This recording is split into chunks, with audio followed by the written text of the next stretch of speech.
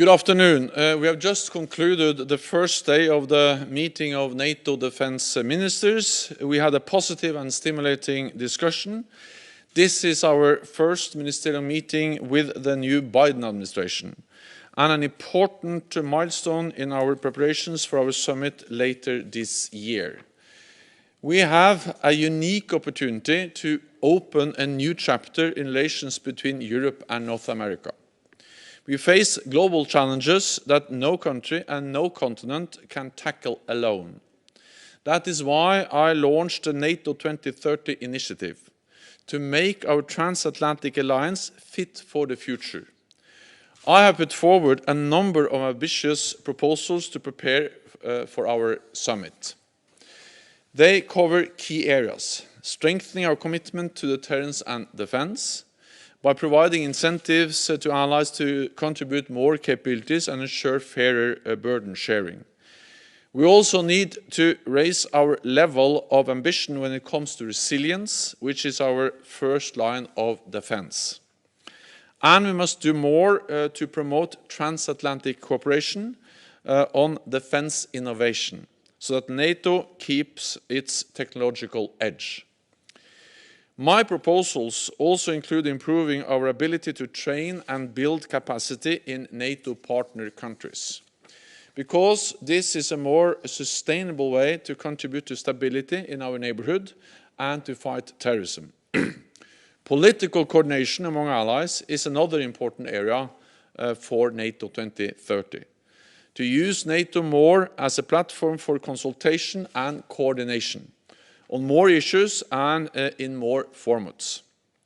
At the same time, we need to enhance our political and practical cooperation with like-minded democracies around the world, so we can protect the rules-based order, which is undermined by countries that do not share our values, like Russia and China. NATO must also do more to address the security implications of climate change. This affects all of us, and our alliance must play its role by reducing vulnerabilities and emissions from the military sector.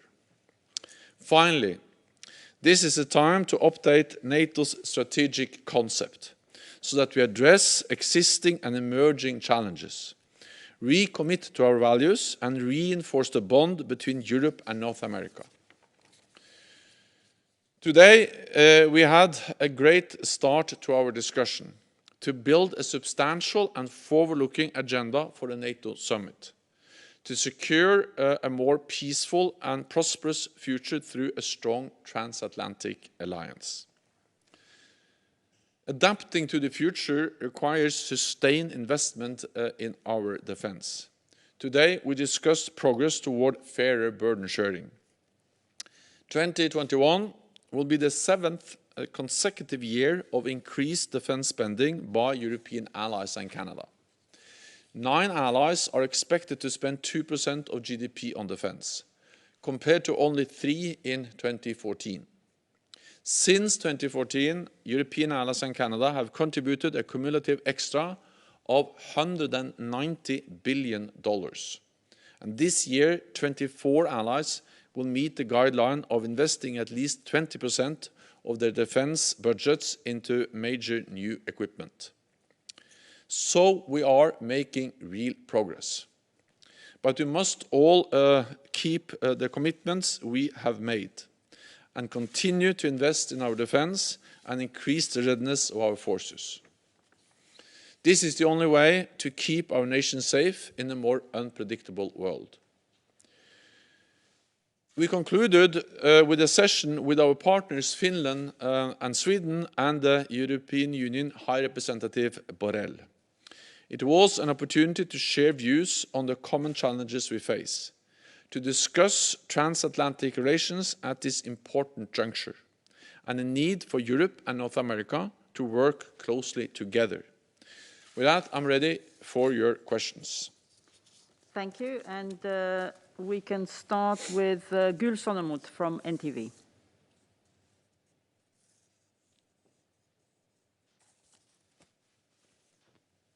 Gül, we can't hear you. We still can't hear you. Please try again. Can you hear me now? Yes. Yes, thank you very much. I have two questions. My first question is with regard to NATO 2030 as well as the strategic concept. When will you put into force the 2030 action plan, particularly based in mind with the Wise Man report and the shortfalls of the strategic concept today? What are the topics that are really urgent for the strategic concept to be updated? What are the shortfalls for that? And of course, the timeline. And on the other hand, although the discussion will be tomorrow, Iraq, I was wondering whether you had a comment with regard the attack on the Erbil airport where United States officers have been killed, as well as the Gara operation where 13 Turkish civilians have been killed. Thank you. First on NATO 2030 and the strategic concept. I propose for heads of state and government, when they meet later on this year, that they should agree to update the NATO strategic concept. I do so because I think the time is right. We have a strategic concept we agreed back in 2010, and that concept has actually served us well. But since then, the security environment we face has fundamentally changed. For instance, in the current strategic concept, we are not addressing the shifting balance of power and the security consequences of the rise of China. We hardly mention climate change. I think climate change is a serious crisis multiplier, and it really affects our security. We need to address that in a new strategic concept. And also, back in 2010, we were working for establishing what we then referred to as a strategic partnership with Russia. Since then, we have seen Russia being responsible for aggressive actions against the neighbors, the illegal annexation of Crimea, and things have fundamentally changed. So we need to update our strategic concept. We need to recommit to our core values, and we need to use the strategic concept to further strengthen the bond between North America and Europe. This is an idea which is broadly supported by NATO allies, and I hope that NATO leaders, heads of state and government, when they meet later on this year, will then agree to start the process to task me to work on a revised and updated strategic concept for the alliance. Then, regarding the attacks in Iraq, I condemn the rocket attack in Erbil and the tragic loss of life. I want to express my condolences to those who have lost their loved one, and my best wishes for a full and speedy recovery go to the injured. The Iraqi people should not have to live in fear of violence, and I welcome that a number of allies will support the investigation into this attack. I would also like to express my condolences to Turkey for the killing of Turkish citizens in northern Iraq, and I condemn in the strongest possible terms those responsible. And allies expressed their condolences during today's meeting of defense ministers. Allies stand in solidarity with the people of Turkey. For the next question, we'll go to Brooks Stigner from Jane's Defense. Yes, can you hear me? Yes. Yes, you can. Hi. Hi, Secretary General. I have two unrelated questions. One, regarding your call on Monday for common funding for deterrence and defense. Did the Allies discuss this idea today to help cover deterrence deployments or other costs? And if that was accepted, would it undermine NATO's costs lie where they fall principle? Second question, different topic. Your call for a new transatlantic effort to develop new disruptive technologies. That's a very good idea. However, many Secretary Generals before you have proposed similar things: smart defense, the Connected Forces initiative, pooling and sharing. These have not led to very much. And they've also tried to reach out to innovative and small companies for the last 5 to 10 years. Again, not much. What would you propose to produce more results in that sense? Thank you. So first on the NATO 2030 and my proposals on funding, I think we first have to realize that I have put forward many proposals covering a wide range of different areas, from deterrence and defense, resilience, innovation, but also the security implications of climate change and the rise of China, and other proposals, which I think is important when we now prepare for the upcoming summit, and when we also now have a unique opportunity to strengthen and to make sure that the transatlantic bond remains the bedrock for our security. We have the upcoming summit, we have the NATO 2030, we have a new US administration, and all of that together really provides a unique opportunity after some difficult years for all of us on both sides of the Atlantic to have a substantive, forward-looking agenda, NATO 2030, as we prepare for the upcoming summit. One of the proposals is to strengthen deterrence and defense by making sure that we incentivize allies to provide more capabilities for deterrence and defense activities or in NATO territory. Because today, when we have, for instance, deterrence and defense activities like the battle groups in the Baltic region, or the enhanced or the forward presence in the Black Sea region, air policing, maritime operations, standing naval forces, all these capabilities are provided by allies, and those allies that provide those capabilities also cover all the cost. My proposal is that NATO should cover some of those costs, because that will demonstrate stronger commitment to our collective defense, to Article 5, to deterrence and defense.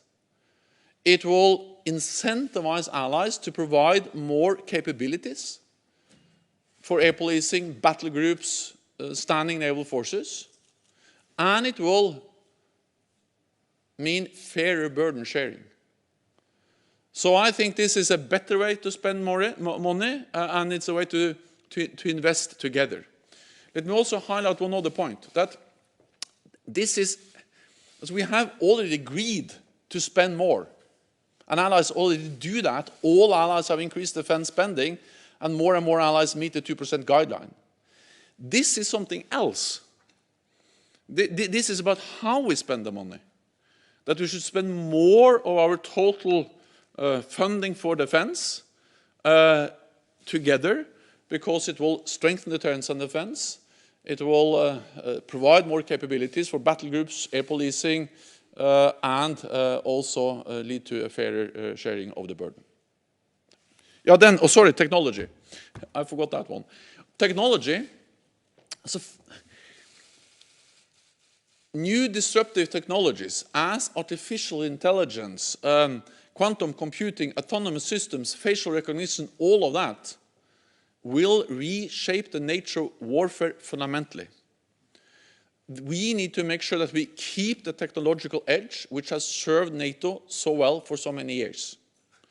And we should do that in different ways, but let me just point out three. One, we need to invest. And the good news is that since 2014, and that is new, allies have stopped cutting defense budgets, they have started to increase. And not only increase defense spending, but 20% of that is allocated into investments in new capabilities, meaning also new technology. So when we invest in new planes or new drones or new whatever, we also invest in new technology, making it possible to maintain the technological edge. The second thing we should do is to make sure that when allies develop new capabilities with advanced new disruptive technologies, we need to make sure that these capabilities coming from different allied countries can operate together Interoperability, NATO standards has always been important, but if anything, it's even more important now with even more advanced technologies embedded in our military capabilities. And thirdly, NATO is a platform for allies to address some very serious and difficult ethical questions which are raised by the use of these technologies in military capabilities. There is no easy answer to that, but to try to start a process where we address how we can develop some minimum ethical guidelines on the use of these technologies in weapon systems, NATO provides a perfect platform for doing that, and that's part of my NATO 2030 proposal and my NATO 2030 agenda. We'll now go to Jane Ferguson from PBS NewsHour. Go ahead, Jane. Thank you so much. Just briefly, what is the intention with regards to the May 1st deadline for withdrawal from the United States? What does NATO intend to do, whether or not you tend to honor that deal? And moving on from that, what role do you envision NATO playing moving forward in Afghanistan? You're right that in the deal that was signed last year, I was actually in Kabul when the deal was signed in Doha, and in that deal, there is a May 1st deadline. But the promise to leave Afghanistan is conditions-based. Our presence in Afghanistan is conditions-based.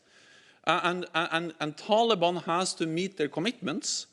And what NATO does now is that we, first of all, do whatever we can to support the peace process and the full implementation of the deal.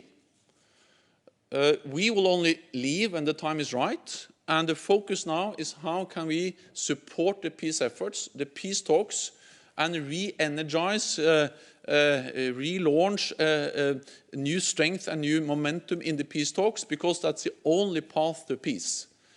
As you know, we went into Afghanistan together, NATO allies, partners, and the United States after 9/11. We have made decisions on adjusting our presence together, and we will also make the decision when the time is right to leave together. So what we do now is to coordinate, consult. We are going to have a discussion tomorrow. I'll not preempt the outcome of that discussion, but allies are coordinating closely, all allies, including, of course, the United States, and then we will make a decision together. I think the main issue is that Taliban has to reduce violence, Taliban has to negotiate in good faith, and Taliban has to break all ties, has to stop supporting international terrorist groups like Al-Qaeda. We'll now take a question from Kevin Barron from Defense One. Hello, Secretary General. Well, similar question my question is on the timing of the decisions. Can NATO make a decision on its Afghanistan presence before the United States makes its decision, given the administration, the Biden administration says they're undergoing an Afghanistan study review that's not going to be ready by tomorrow? We will make a decision together, and that was clearly also stated by allies. That has been stated by many allies already, and it has also been clearly stated by Secretary Austin. And I welcome the strong commitment and clear message from the United States that they will coordinate closely with NATO allies and partners. We are 30 NATO allies, but there are also partners like Finland, Sweden, and others who are part of our NATO mission in Afghanistan. NATO allies welcome that message from the United States, not least because there is a significant non-US presence in Afghanistan. There are roughly 10,000 NATO troops in Afghanistan now, and the majority of them are not from the United States. And I think that demonstrates the value of NATO, also for the United States. Because the United States, when they went into Afghanistan, they didn't go alone. They have been supported by NATO allies with tens of thousands of troops for now close to 2 decades. So, of course, the United States is the biggest force contributor to our mission in Afghanistan, but not the only one. Many allies, many partners, and therefore this is a decision we only can make together. We are assessing together, we are analyzing together, we are supporting the peace process together, we are calling on Taliban to reduce violence, to negotiate in good faith, and to stop supporting international terrorists like Al-Qaeda, and then we will make the necessary decisions together. But I think the main focus now should be on re-energizing the peace talks, because that's the only way to a peaceful solution. We have now a question from PJ McCleary from Breaking Defense. Hi, thank you. I was wondering if you could speak a little bit about the discussions you've had so far about Turkey and the purchase of the S-400 from Russia, and if there'll be any consequences for Turkey other than being removed from the F-35 program. The issue of the S-400 was not discussed in this meeting today. It has been discussed among NATO allies before. I have also expressed my concerns about the consequence of the Turkish decision to acquire the Russian S-400 air and missile defense system.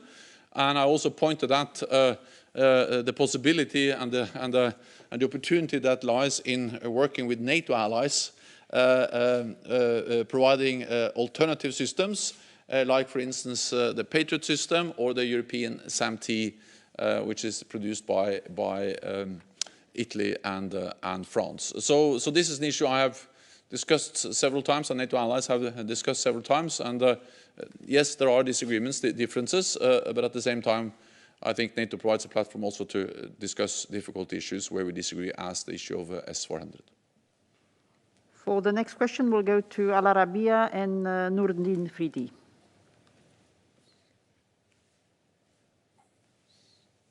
Good afternoon, Secretary General. Vous m'entendez? Yes, please go ahead. Yeah, thank you. I have a very short question after the Erbil attack 1 or 2 days before. This kind of operation has any impact on the NATO training mission, which you are about to expand, sir? Thank you very much. If anything, it makes the NATO training mission even more important, because we will tomorrow address and discuss expanding the NATO training mission in Iraq. NATO allies provide support and training for Iraqi security forces in different frameworks already.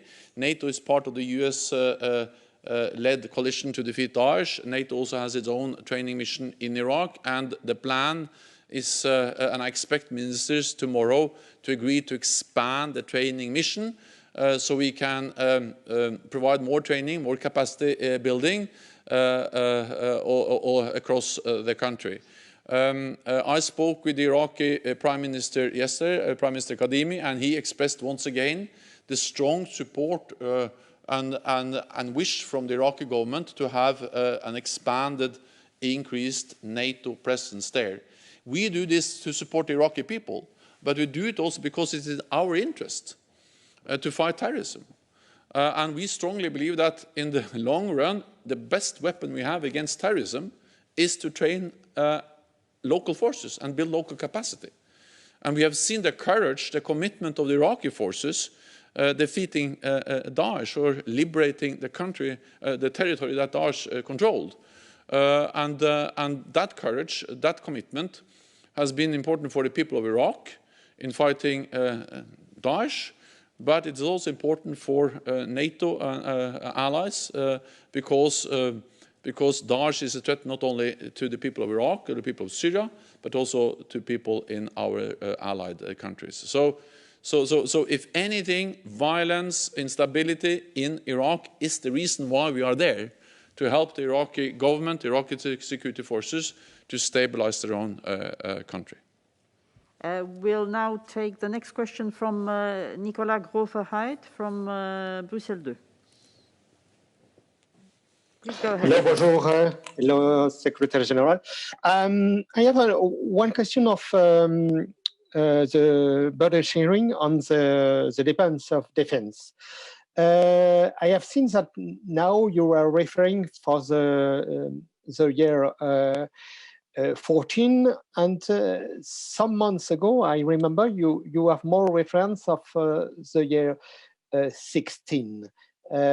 Is it because Donald Trump is leaving, and now the government in the United States, and you have remember that this engagement, it is with Obama on the summit as paid Gal, and also I want to have some comment of maybe if you fear that the COVID-19, the coronavirus crisis, could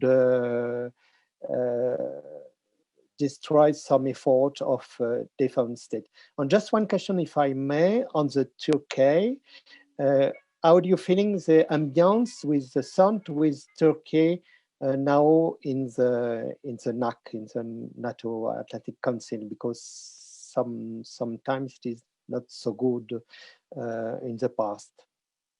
Thank you very much. First, on burden sharing, we agreed in 2014 what we call the Defense Investment Pledge, where all allies agreed that after years of reducing defense spending, we should start to increase defense spending. And the good news is that every year since 2014, all allies have increased defense spending, and all allies are now spending more. And more allies meet the 2% target, and the majority of NATO allies have plans in place to be at 2% or above by 2024, which was the date we set. So it is, and it's also correct that sometimes I refer to the increase since 2016 because this was an important issue also for the previous president. But I know that burden sharing, increased defense investments is also important for President Biden, because President Biden was actually vice president when President Obama and Vice President Biden, they were at the summit in Wales in 2014 and pushed very hard for that decision. So different US administrations, Republicans and Democrats, have all conveyed the same message, that we need fairer burden sharing in this alliance. I tell the Europeans that, and they agree, that we need to invest more in defense, not to please the United States, but because it is in our security interest to invest more. Because we face a more dangerous world with a more brutal form of terrorism, Daesh, ISIL. We have seen that in Iraq, Syria, and other places, with a more assertive Russia, the consequence of the rise of China, cyber, hybrid threats, all of that together led to the decision in 2014 to increase defense spending. And the total added spending across Europe and Canada is $190 billion extra, and that is significant, and that's something that really makes a difference. We still need to do more. We need to maintain the momentum, but I think it is good to see that allies are making good on their pledge, on the commitment they made back in 2014. On COVID, NATO's main task is to make sure that the health crisis, the pandemic, doesn't become a security crisis. And therefore we have been focused on the importance of upholding our missions, deterrence and defense, and we have been able to do that. There are some adjustments in some of the exercises, but the main message is that the battle groups, the readiness of our forces, air policing, all the other stuff we do every day has been maintained, so we are able to prevent the health crisis from becoming a security crisis. What we also have seen is that NATO and the military across the alliance have provided valuable support to the civilian efforts to cope with the pandemic.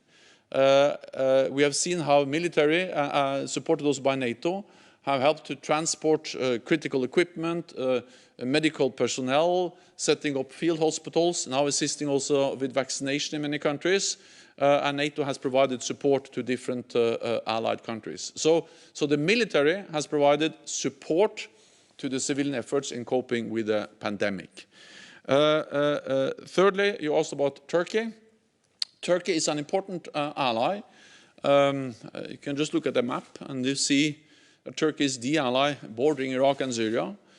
Infrastructure, airports, bases in Turkey has been very important in our campaign against Daesh, ISIS, liberating the territory Daesh, ISIS controlled not so long ago.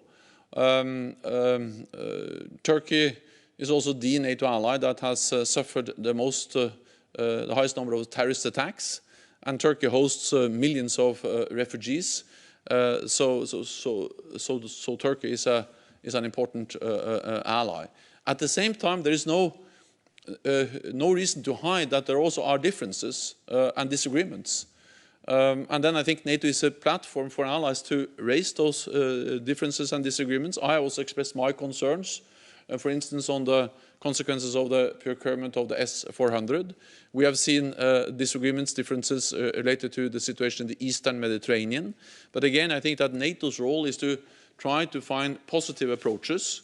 We have been able to establish what we call a deconfliction mechanism, bringing the military experts from Turkey and Greece together here at NATO and agreed mechanisms to reduce the risk for incidents and accidents between Turkish and Greek military planes or ships capabilities in the Eastern Mediterranean. And this also helped to pave the way for negotiations or exploratory talks between Turkey and Greece on the underlying issues. Let me also add that NATO has helped to implement the agreement between Turkey and EU on the refugee migration crisis in the Eastern Med. We have a deployment of NATO ships there, which brings together Turkey and Greece, Frontex, in dealing with a very difficult situation there. So yes, there are problems, but NATO provides a platform to look for positive approaches and ways to address some of those problems. We now have time for one last question, and that will go to Radu Tudor from Antena 3 Romania. Thank you, Oana Lungescu. Secretary General, you've mentioned 2 days ago that today we'll discuss some decisions to reinforce measures on the eastern flank. General Ben Hodges from CIPA said in a study that the US administration needs to have a strategy on the Black Sea and that NATO must reinforce its measures on the eastern flanks in the Black Sea. I kindly remind you that in the last 15 years, all the military aggressions from Russia were in the Black Sea, to Georgia, to Ukraine, to Crimea. And please, could you detail a bit what kind of measures NATO has in mind to enforce the Black Sea area and the eastern flank? Thank you.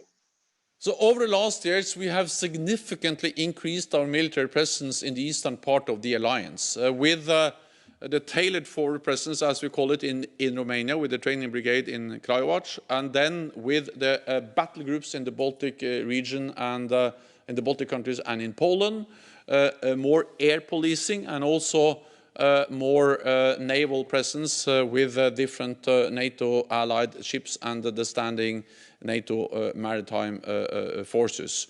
Just over the last months, we have seen, I think it's 3 actually, US naval ships in the Black Sea, and we have seen other allied countries also operating in the Black Sea. Then we have 3 littoral states, Turkey, Romania, and Bulgaria. And we have 2 very close partners, Ukraine and Georgia. So, and then allies are investing more. We also now have the new alliance ground surveillance, the drones that can also operate along our borders, especially in the east and in the south. That also improves our situational awareness, our ability to do reconnaissance and intelligence along our borders. One of the reasons why I have put forward a proposal that we should have more NATO funding for deterrence and defense is that I believe that by paying more of that together, we will incentivize more allies to provide capabilities also to the presence, or especially to the presence in the eastern part of the alliance, including in the Black Sea and the Baltic region. Thank you very much. This concludes this press conference. We'll see you again tomorrow evening. Thank you. Thank you so much.